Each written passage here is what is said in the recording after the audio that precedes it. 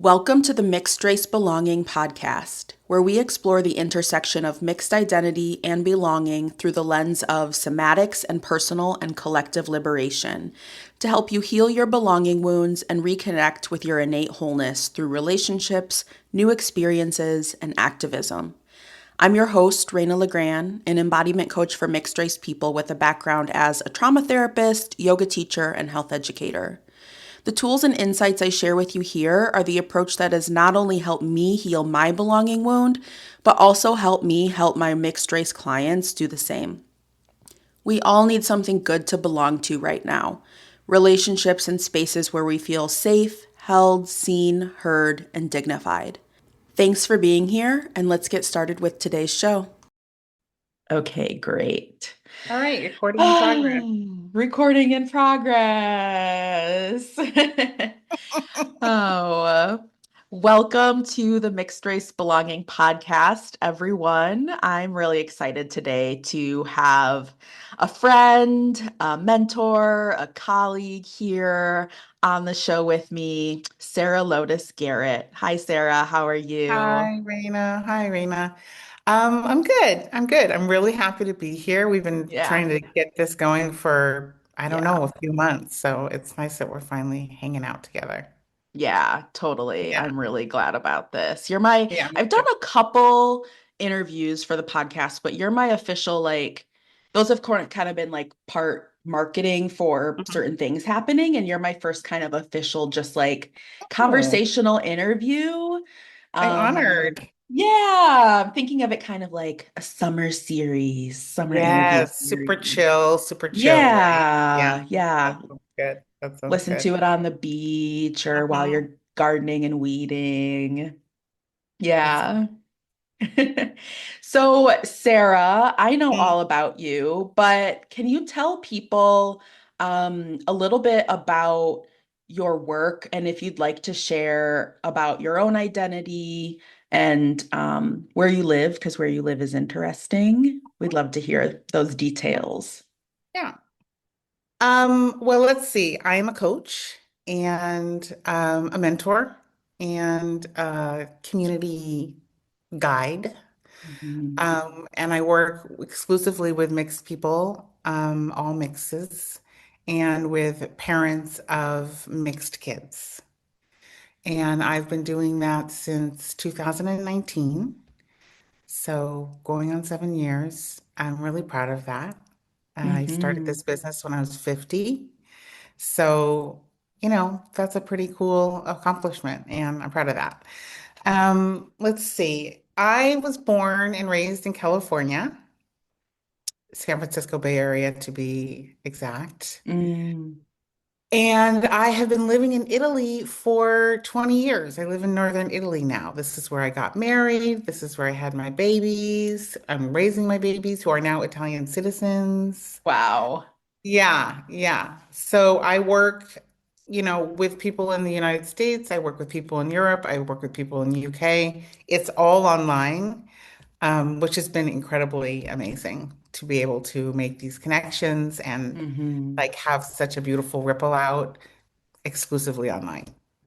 I know. Isn't it wild? Like, especially the pandemic. I know you started your business before the pandemic, but I think the pandemic, really was a catalyst for a lot of that too. And it's Yeah, like for we met sure. on Instagram and now we're friends and we've met all these wonderful clients on Yeah, Instagram. it's Um, incredible. yeah, it really is. And I'm waiting for the day when you have a mixed bloom room retreat in Oh, Italy. yeah. Yeah, yeah. I know. A lot of people are waiting for that day. I need to get on that. Yeah. Yeah, it's gonna happen. It's gonna happen. And it's gonna be Yeah. really cool. It's gonna be really cool. I'm excited. Yeah. Yeah, for sure. Yes. For sure. So, how did you get into this as work? Like, what prompted that shift in 2019? Well, my babies were getting bigger, so they were Mhm. like, pre-teens. I was a stay-at-home mom until then, just taking care of the kids. But then I was like, I need to do something. Like, I want to do something. And so, um, There was a challenge. It was a 28-day challenge, and what came out of it was the book Me and White Supremacy. Mm-hmm, mm-hmm, You know that mm-hmm, book? So it was a 28-day challenge. That book came from this challenge. And in this mm-hmm. challenge, it was literally I was there for this miraculous situation. And there were like 1,000 white women daily for 28 days, just spilling out the all the gunk. Yeah. And it was through that I was like, you know what? I think I want to be a coach, and I think I want to work like an anti-racist coach working with white women to dismantle white supremacy. Um, so I started doing that a tiny, tiny bit, and then I was like, you know what? Maybe I don't want to do this. Mm-hmm. Maybe I want to work with mixed people. Like literally it fell out of the sky, right? And then it just turned out that it was completely in alignment because when I thought about working with mixed adults and then also like helping little mixed kids, that just was like it just completely felt completely right. It locked in and then from then on it just happened. Yeah. I made it happen, but it really just was the right avenue for me. And Yeah.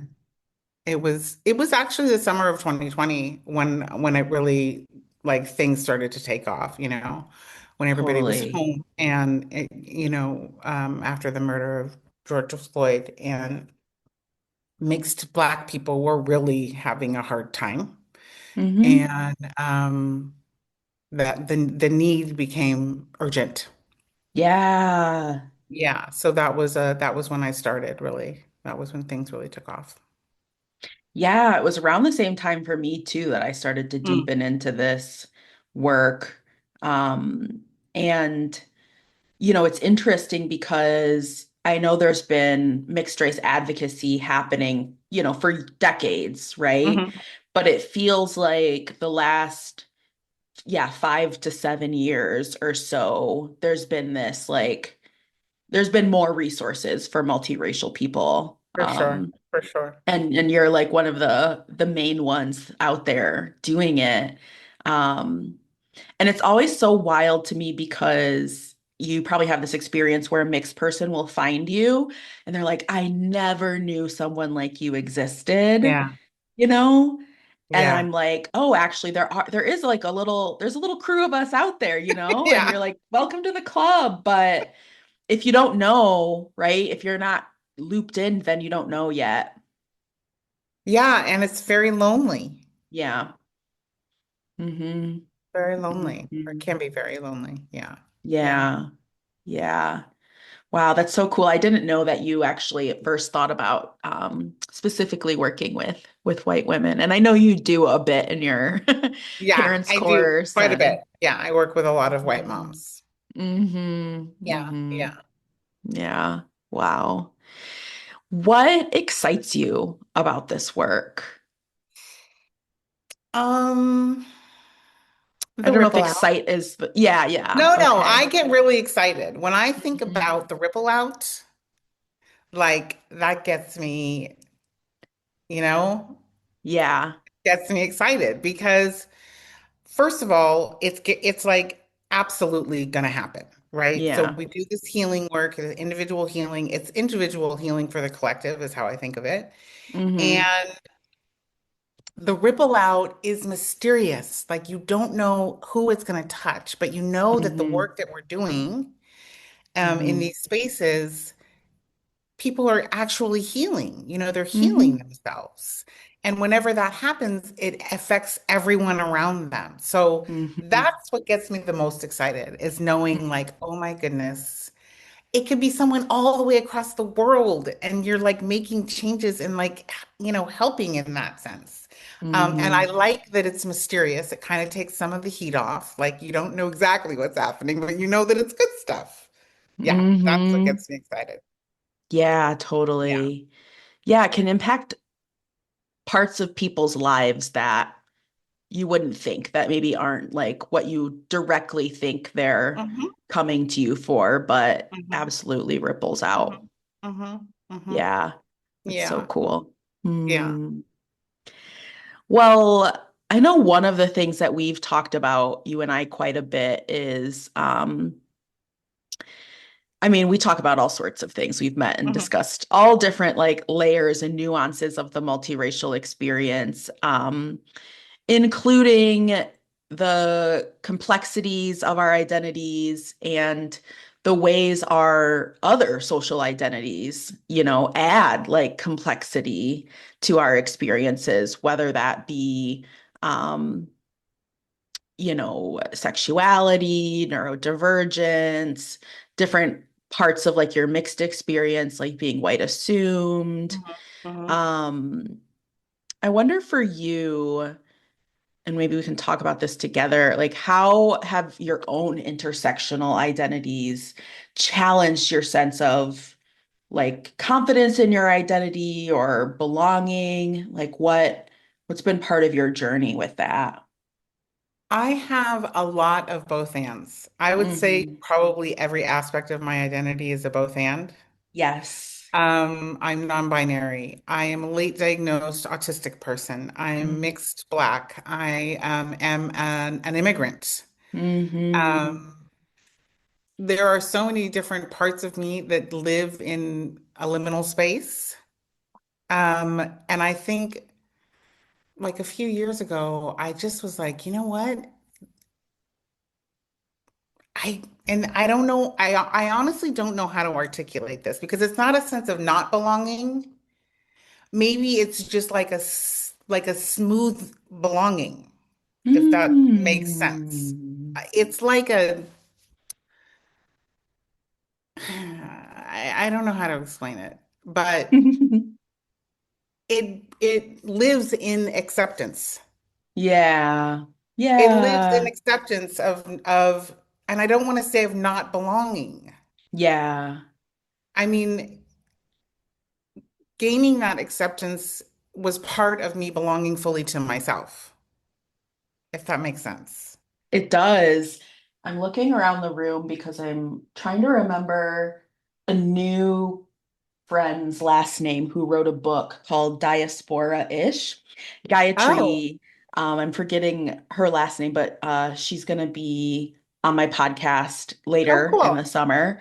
And Mm-hmm. she wrote a book as I think her actual like cultural identity is Punjabi, I want to say, Mm-hmm. but Mm-hmm. she was born and raised in like Botswana or something like that, and then now lives in the US and is married to a black man and has, multiracial kids. And Mm-hmm. in her book, she talks a lot about, I mean, the part of the subtitle of the book is unbelonging, like actually choosing not to belong to this like narrow, dominant, like hegemonic, like, you know, identity category and like choosing Yeah, I think, together. yeah, that's resonating with me for sure. Because Yeah. So it's she, not like not belonging yeah. anywhere. It's not that at Hmm. all.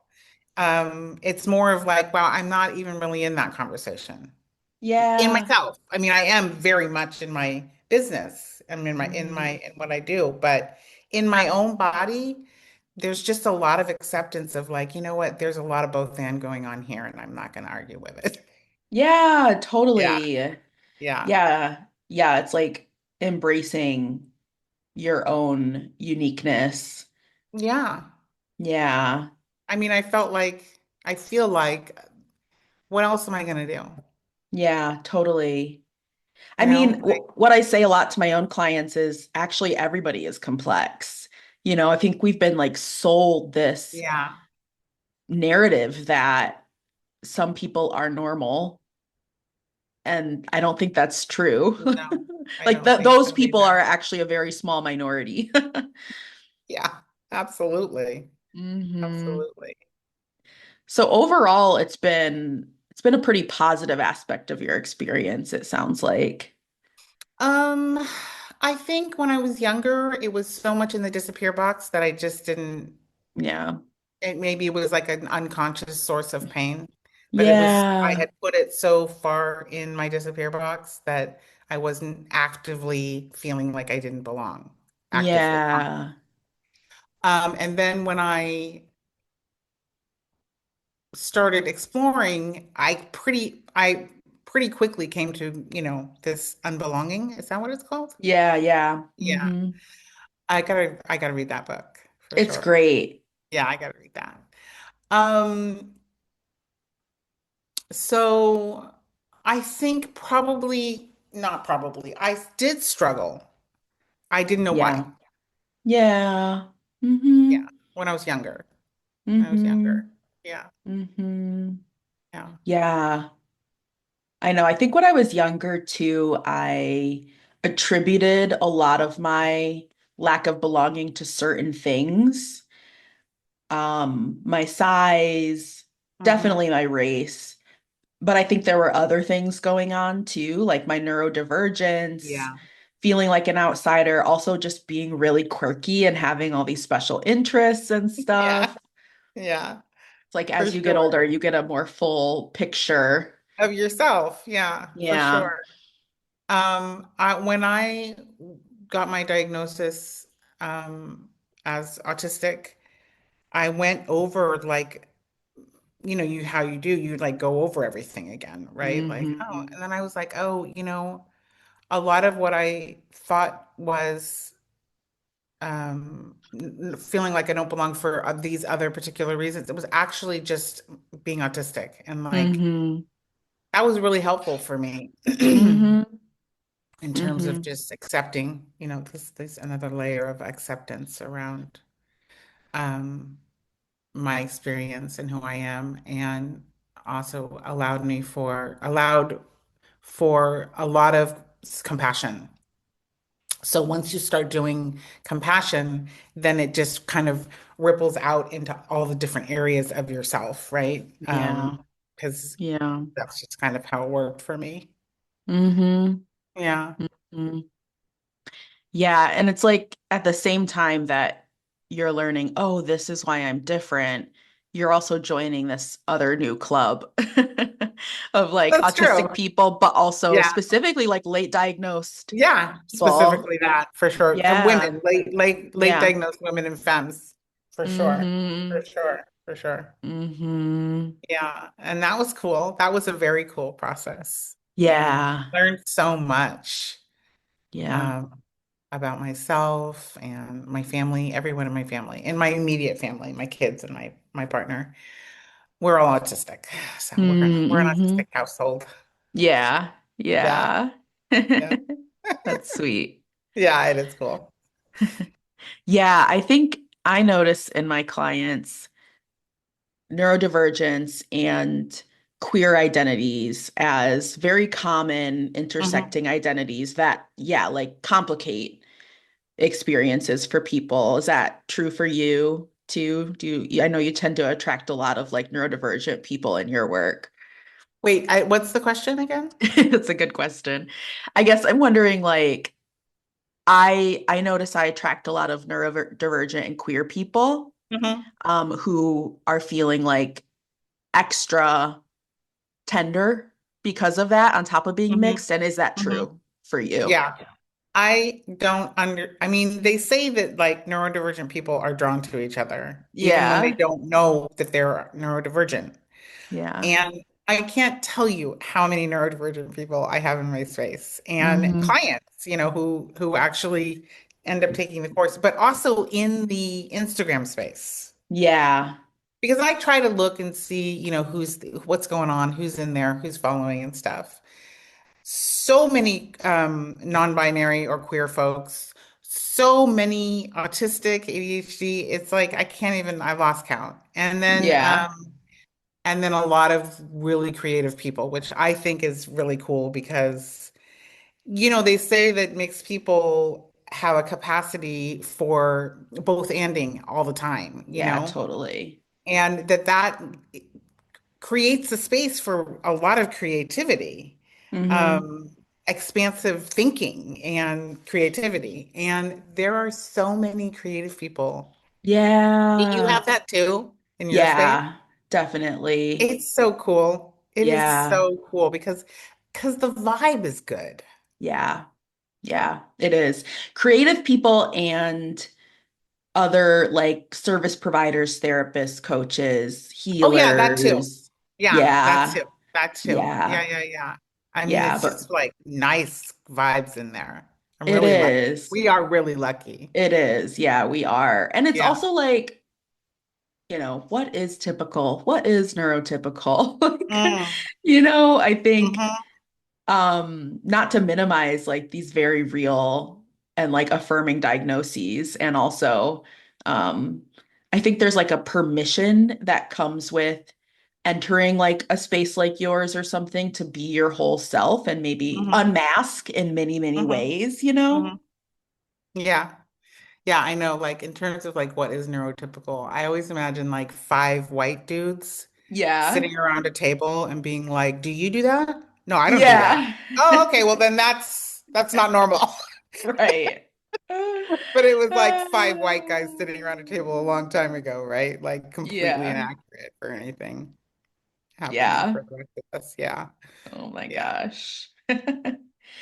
Yeah, I know you and I've talked a lot about as well, like white assumed hmm mixed people, and that is a population that you have, is not your experience, but that you've kind of spoken to directly and like offered some support around, and maybe had hmm some hmm cohorts that were more, white assumed, hmm dominant. Yeah. How do you think this healing around mixed identity helps white assumed people in particular?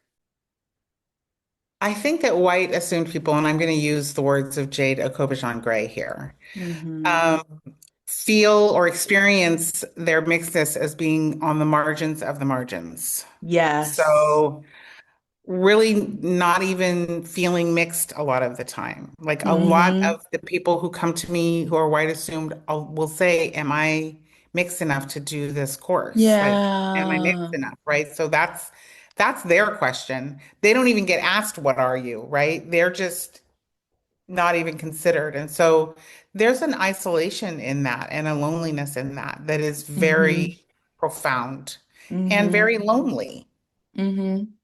Um, so when you find community, it's like that in itself is healing. Just sitting in a Hmm. space, even if there's just one other white assumed person in the space, Hmm. that in itself is healing. Yeah. I am mixed. I belong Hmm. in the community or the identity of mixedness. Hmm. Um, I can incorporate all these different parts of me, or I do incorporate all these different parts of me, even though I may not look like that on the outside. The Hmm. amount of gatekeeping that happens for white assumed people is astounding. Yeah. I'm not trying to, and this is always sort of the caveat of like, yes, but they have so many privileges and they have white privilege. Yes, that's Yes. obvious. That's a given, right? But they shouldn't have to have a caveat every single time. Yeah. Every single time they're talking about their Yeah. identity. So what the space allows is for no, they don't have to do that, right? They can just come into the space. Everybody in the space knows that they know that they have white privilege. And what I found in my space in particular is that is the number one thing on their mind is how much white privilege they have and what do they do with it. But I also have all these other pains around being mixed and how do I move 100%. through that in order to Yeah. be of use even with my privileges, Yeah. right? A So hundred percent. Yeah, yeah, I mean, I think anybody that I've worked with who is mixed with white is constantly yes, monitoring their own yeah, privilege. yeah. They're not oblivious to it. No, that's not been my experience at all, not even one time.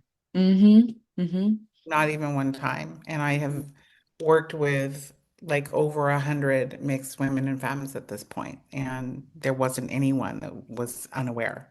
Yeah. And actually, it's sort of the main reason they're there. Like, I need to unpack my privileges. I want to have a clear understanding of what they are so that I can be more useful to my communities. Yeah. Yeah, Yeah, a that's one hundred of the percent. main, Yeah, for you too. Yeah, Yeah. totally. Um, yeah, and I think too, the more that I've read and learned from like critical mixed race studies scholars, I'm like, oh, there's also something here when we do this, the caveating, the you're mixed, but you're mixed and you have light Hmm. privilege, Hmm.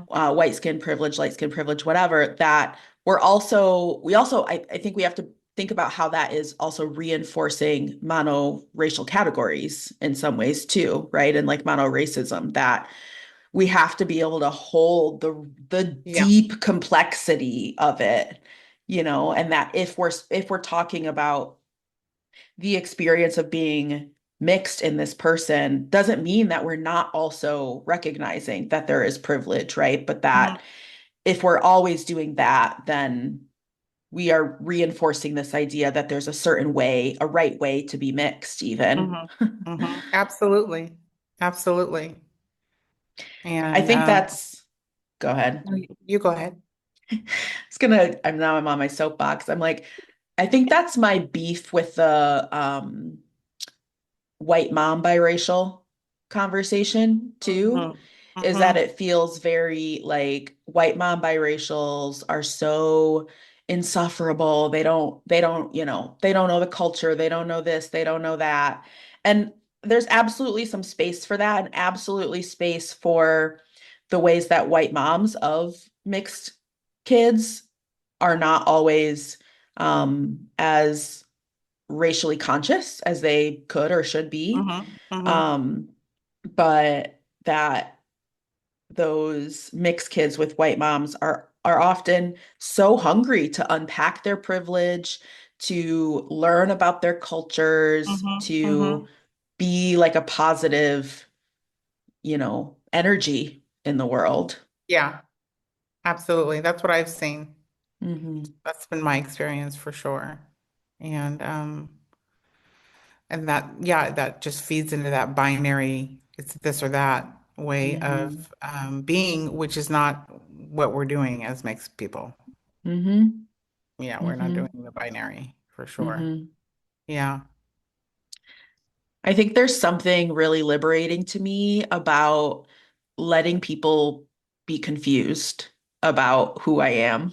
100%. I'm telling you, that is one of the main functions of the course, is Hmm. like the acceptance that people are going to be confused. That it's never going Hmm. to, how you feel inside and the way people perceive you is probably never going to match.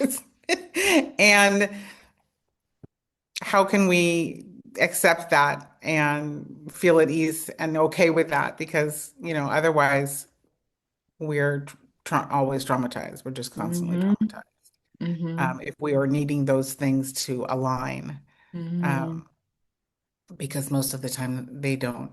Hmm. Hmm. And that's true for a lot of different aspects of our identity, obviously. Hmm. Hmm. Totally.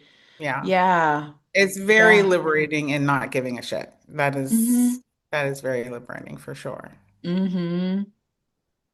Are there other nuances around mixedness where you see some of these insecurities coming up around being mixed enough or enough in general?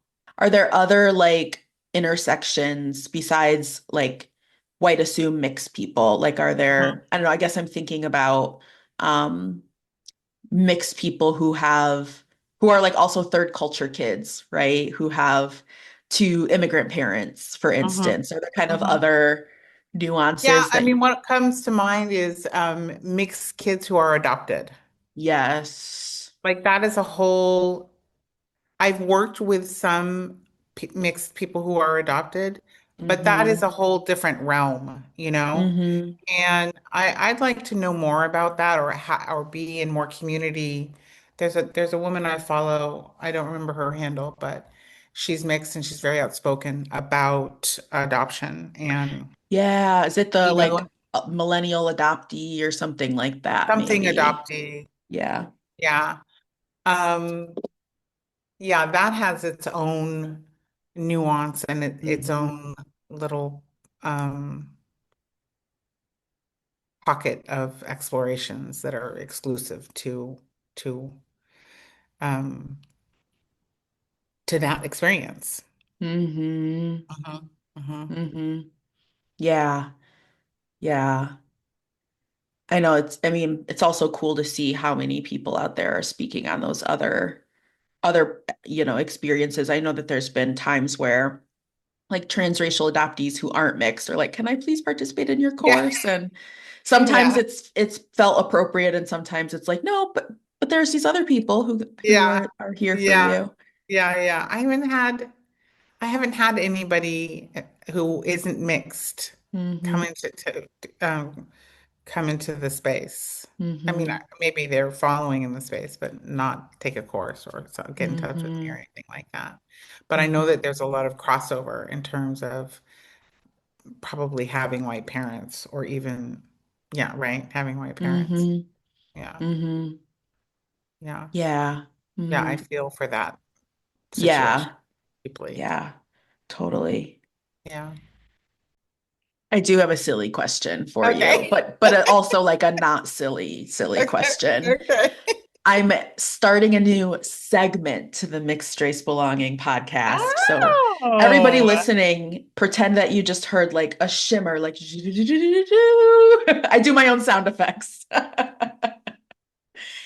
I am cute. calling this segment Reading Raina-bow. Oh, how cute. I like it. And so I want to hear either what are you reading right now, if Mm-hmm. you're reading something, Mm-hmm. and or what is your most recommended book for mixed people? Okay, I'm gonna do right now. I'm reading this. I'm perusing it. Yes, The I've seen Mixed that one. Multiracial Guide to Wellbeing. I'm perusing this. I've done Hmm. a review for it, but like that was a skim, right? Yeah, This is good. yeah, This is not, however, what I recommend the most, but I think that's just because it's so new. yeah. What I recommend the most is this one. Yes. And the reason for the mixed race experience Hmm. by Naomi and Natalie Evans, the reason for that is because it languages so much in a Hmm. very straightforward way. Hmm. Do you know what I Hmm. mean? Yeah. Um, There's like and tons of like interviews they yeah, did and with it's just people like and organized. But this one is too. The newer one, this mixed multiracial guide is also organized really well, and there's a ton of language in here as well. hmm. Um, I also recommend the Raising Multiracial Children by Farzana Hmm.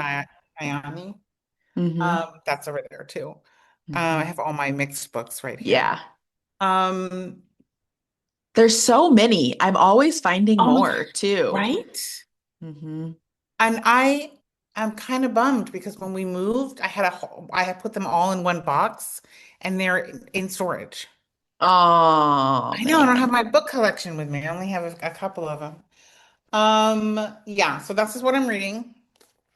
And very like I don't have a lot of capacity for reading, I'll be honest with you. I'm not a big reader. I used to be before I had kids, and then it just became something that uh probably I'll do more later on. I'll like get back Yeah. into it. I love it. I absolutely love Yeah. it. But like I don't have the capacity for it right now. But those are the Yeah. books, yeah, those are the books that that I recommend Okay, great. a lot. I Yeah. will put those titles in the show notes so Okay. people see them directly. Yeah, cool. Um, since you're not reading, what are you doing? Are you watching TV? Are Oh you my God. gardening? Are you seriously going to ask me that? I need to tell you what I'm watching? If you want to. What did I just watch? Okay, what I just finished with, and I was watching this with my son, is Invincible. Oh, I don't know that one. It's a show, It's a movie? it's a show, and I watched it. My son, who's 18, asked me like, "Will you please watch this with me?" Uh-huh. And I was like, "I'm not gonna like it. It's too violent. It's anime. I mean, it's Okay. animation. It's not anime. It's animation. It's American." And he has like read all the comics, and he was like, "I think you'll really like it." And I was like, "No, I don't. I'm not gonna like it. I'm not gonna like it." but it's got a lot of character development and a lot of really interesting Uh-huh. characters. So I actually watched, I think I watched 5 seasons with him because I tend to binge. Me too. Yeah, I tend to binge. Like I'm not about like one a night. I'm more like Yeah. 3 or 4 a night. Yeah, you got to get Um, into it, you I gotta know? get into it. I can't. What is one? My husband will watch one episode. Like what? A No. night? That's No. so like 1990s. Come on, you are not using your time well. And then I watched. Oh, the other day I watched Blink Twice with Rosa. Oh, I don't know about that one either. Blink Twice is Zoe Kravitz's first Uh-huh. baby. I thought Oh. it was pretty interesting. I mean, I don't Okay. know if I want to make that public, but I was floored.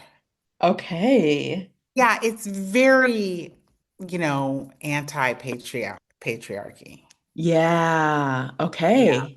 I will Watch it definitely if check are that you gonna out. watch it? Okay, I'm then gonna let watch me know Blink what you think. twice. Let Yeah. me let me know what you think for sure. I Okay. definitely want to know your feedback. I was Okay, floored. I cool. was just like, this is refreshing.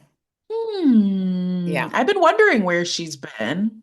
So I'm gonna check I it think it out. came out like last year or something. So yeah, Okay. those are my recent watches.